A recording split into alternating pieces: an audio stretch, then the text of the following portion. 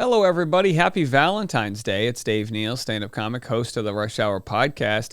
Boy, just when you think there's nothing left to cover in the Justin Baldoni, Blake Lively world, they deliver. And they is a new podcast interview on Freakonomics, which is a pretty big podcast, interviewing WME chief Ari Emanuel. That's right. He explains in this podcast that he personally fired Justin Baldoni, says he's ride or die, and says Blake Lively and Ryan Reynolds are good people. How do you feel about that? How do you like them apples? So the podcast isn't out yet, but there is already articles being written about it. Joe Flint tweeted this. Oh, and no surprise, WME chief Ari Emanuel offered strong support to clients Blake Lively and Ryan Reynolds in fight with Justin Baldoni during his Freakonomics interview. Noted that WME fired Baldoni and told this reporter, love saying that, outside that Baldoni was despicable.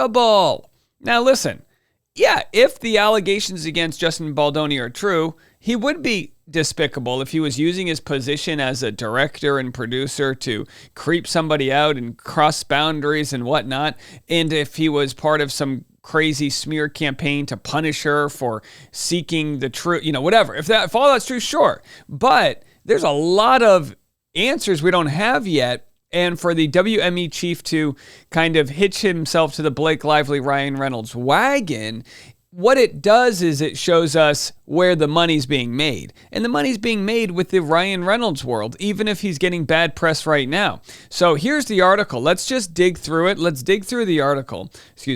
And then afterwards, we'll kind of wait for it to come out. The podcast hasn't come out yet. But listen to this. I mean, this thing came out like right now. Like we are live, hot off the press with this article. So I guess it's all just breaking news right now. Blake Lively and Ryan Reynolds, good people, says agency head. And by the way, who is Ari Emanuel? Well, here was an article written about him in 2023. There he is with former and now current President Trump, serving his second non-consecutive terms. And Ari Emanuel, founder of the Endeavor Talent Agency and co-CEO of William Morris Endeavor, is one of Hollywood's most powerful agents, a true legend in the media mecca.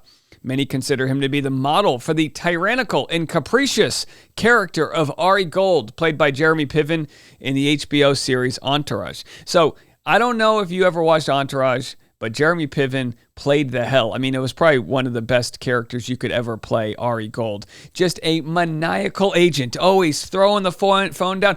Lloyd! You know what I mean? Just like, what a great, it was a wild time, that show. So either way, that's who this guy is, apparently. I'm having some issues with hold on one second here. Sorry, folks. I'm having some issues with there we go, my camera. That was going to annoy me. All right, it's a Friday. I'm doing my best. What do you want from me? So this is breaking news.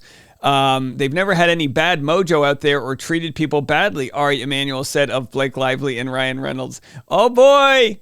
And listen, Ari Emanuel is the head of the agency that you would have to do business with. He has more leverage than they do. Of course, they're going to treat him well. I want to hear from the fourth assistant director. I want to hear from the extras. I want to hear from the sound guy. Those are the people who would really know their true colors on set. And to be quite honest, we've heard firsthand from people, plenty, that had bad experiences. It's not like being sexist against Blake. I mean, Ryan has just as many stories as she does about them on set. The talent agency executive allegedly responsible for firing Justin Baldoni from its roster is speaking out, praising clients Blake Lively and Ryan Reynolds. In a live taping for the Freakonomics podcast with host Stephen Dubner, Ari Emanuel, the chief executive of WME's parent company Endeavor, spoke of his personal relationship with Lively and Reynolds amid the actress's ongoing It Ends With Us legal battle.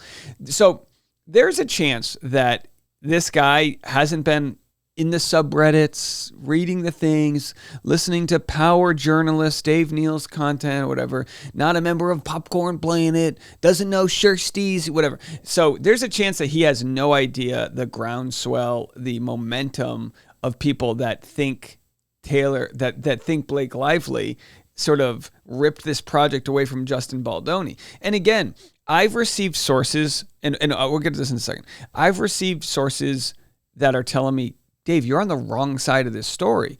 Justin is the bad guy. You're going to find out. And my thought with that is, well, if that evidence comes out, I will update my belief. But as far as the ticker goes right now, I'm leaning on Justin didn't cross the line in the way that they say. Now, the fishing expedition, the subpoena that they're going to do of Jed Wallace, could that lead to some pretty damning evidence? Again, any amount of Justin hiring crisis PR people, if it's in defense to thinking I'm about to get smeared, it's whether that was activated or not. It's not the hiring or the planning of a defense. It's whether or not it was activated. So, you know, some things might look bad on paper, but I think I need to play up to the highest intelligence of my audience. And you guys are really smart on this topic. So this taping hasn't come out yet. So we're going to have to just like make another video when it does. Baldoni's former talent agency, WME, dropped the Jane the Virgin star on December 21st, the same day it came to light that Lively sued him for sexual harassment and accused him of running a smear campaign against her.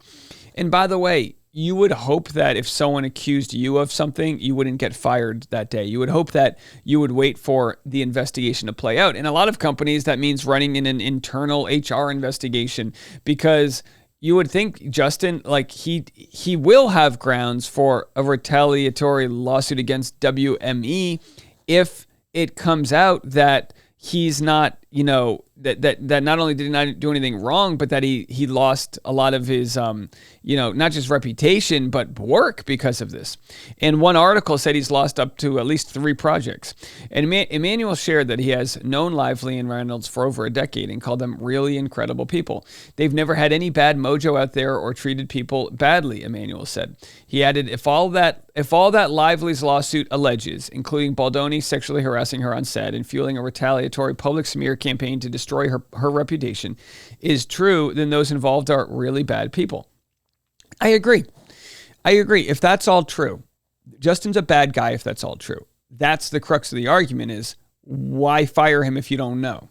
Speaking of Lively and Reynolds, he said, these are good people who have been in the business for decades, have never had any bad press about them, and all the people they've worked with like them. Again, that ain't true either. Later, when speaking of Baldoni, Emmanuel confirmed, I fired him. I am a ride or die. So they said he allegedly fired him, and now Emmanuel's saying, I fired him. Emmanuel's remarks come one day after Lively and Baldoni rejected mediation, with both parties agreeing that settlement talks at this stage would be inappropriate and premature. The legal dispute between the It Ends With Us co-stars began in December when Lively filed a harassment complaint against Baldoni, accusing him of misconduct during the film's production. She also alleged that Baldoni and his associates engaged in a retaliatory smear campaign designed to destroy her reputation, claims Baldoni has denied. In January, Baldoni countersued Lively for $400 million, naming Reynolds and their publicist Leslie Sloan in a lawsuit that includes claims of extortion and defamation, amongst other claims. And again, I would think I'm going to look up lost wages from Justin Baldoni here, because this was actually what Justin's going to want to prove. Blake Lively's clash with Justin fatally compromised his career, says an expert. He reportedly lost 3 jobs, millions of dollars, since Lively filed the harassment lawsuit against the It Ends With Us co-star. I got to be honest, if I had $50 million, say 20, to make a movie, and I could hire Justin Baldoni, or I could hire Joe Schmo, just as good looking random actor from some CW show, Chase Crawford. Let's use Chase Crawford. I might hire Chase Crawford right now, because even though I believe Justin's innocent, imagine making a film project and then a year down the line, we find out Justin's not innocent, and then I can't get my movie made because I got a monster as the lead actor. So even if I believe Justin, I think the smart thing to do would be to hire Chase Crawford. Like, you guys understand what I'm saying here? And it'd be easy to say, no, I'd support Justin. You wouldn't. You wouldn't right now, because he's what they call radioactive. And you don't want to go near radioactive things, because it'll hurt you. And that doesn't mean Justin's guilty. It means he's embroiled in this nonsense, and he's going to have to really work on proving his innocence before they figure it out. Let's see actually this clip. I haven't shared this yet. Let's see what we have here. This is from, it's so crazy that news organizations are covering this story to the extent that they are. But I don't think this is an inside source. I think this is just somebody that is, oh, hold on here. Oh, geez. These stupid ads are insane on these websites. Legal drama over the film It Ends With Us, which no one saw, but now everyone has heard about. Texas crisis PR specialist Jed Wallace is suing Blake Lively for defamation. This is a $7 million lawsuit.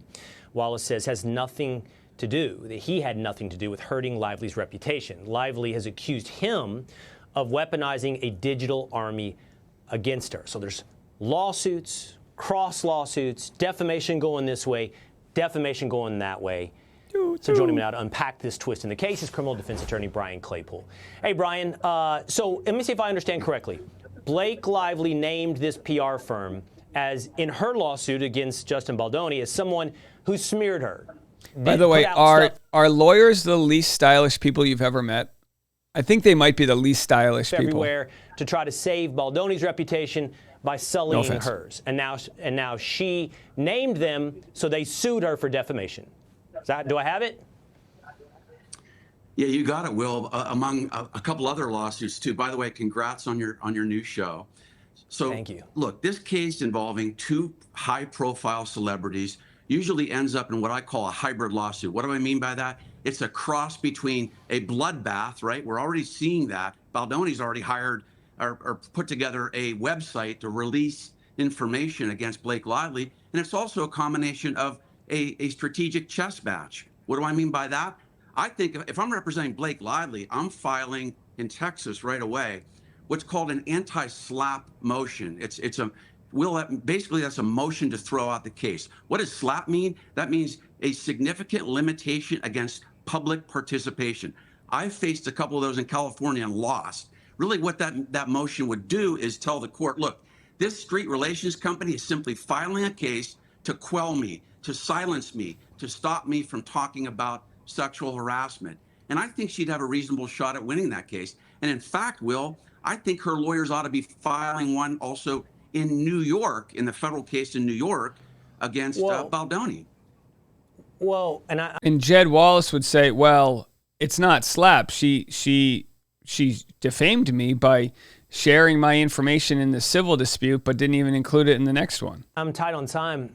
I don't know. It seems like this PR firm would have a legitimate defamation claim against Lively if she is suggesting they did what she says they did, which is hurt her reputation. Why would that be slapped down so quickly? Seems like it could be real damages to this PR firm.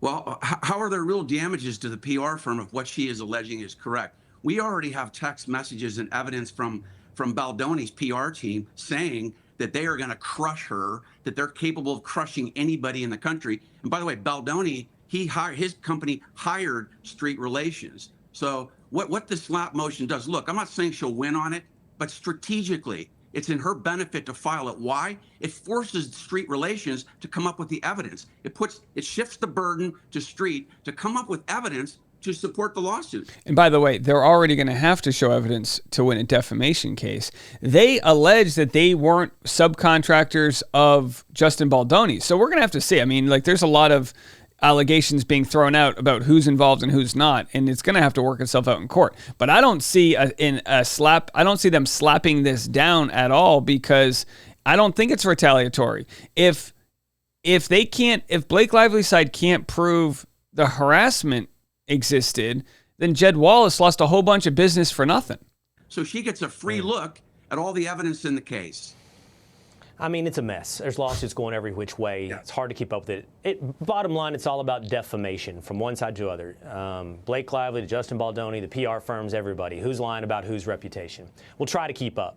Brian, thank you so much. All right, so there it is. Well, you could always watch our channel if you want to keep up. All right, when this podcast gets revealed, this Freakonomics podcast, I'll share more with you.